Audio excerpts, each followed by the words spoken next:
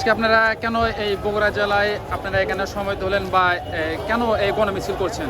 আসলে অ্যাকচুয়ালি জানেন যে দেশের এই লগ্নে আমরা যখন 2 মাস পার হচ্ছি, একই সময় দুইটা ভোট হলো এবং কথা হলো জুলাই সনদ মেনে নেবে, কিন্তু যেখানে 71% ভোট পাইলো সেখানে তারা সেটা মেনে নিচ্ছে না। এই জন্য আমরা আজকে এই আন্দোলন করছি যাতে করে জুলাই সনদ মেনে নেওয়া হয় এবং সবাই মিলে মিশে যেন সমৃদ্ধ একটা বাংলাদেশ আমরা করতে পারি।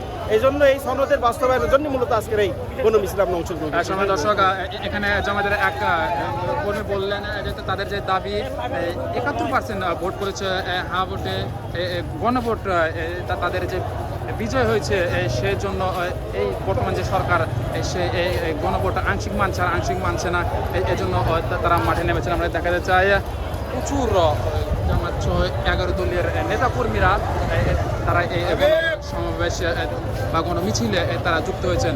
তাদের একটি দাবি এই গণভোট রায় বাস্তবায়ন করবে এবং এটি তারা বাস্তবায়নের জন্যই তারা এখানে সময় দিয়েছেন বা এই র্যালিটি সাফল্যমণ্ডিত করার জন্য এখানে হয়েছেন। বগুড়া জেলা থেকে কেন্দ্র ঘোষিত যে 11 দলীয় যে কেন্দ্র ঘোষিত যে কর্মসূচি দিচ্ছে, সে এই কর্মসূচি বাস্তবায়নের জন্য ইতিমধ্যে আমরা দেখতে পাচ্ছি হাজার হাজার জামাত সহ 11 দলের নেতাকর্মীরা এখানে সমবেত হয়েছেন বা এই গণমিছিলটি সাফল্যমণ্ডিত করেছেন।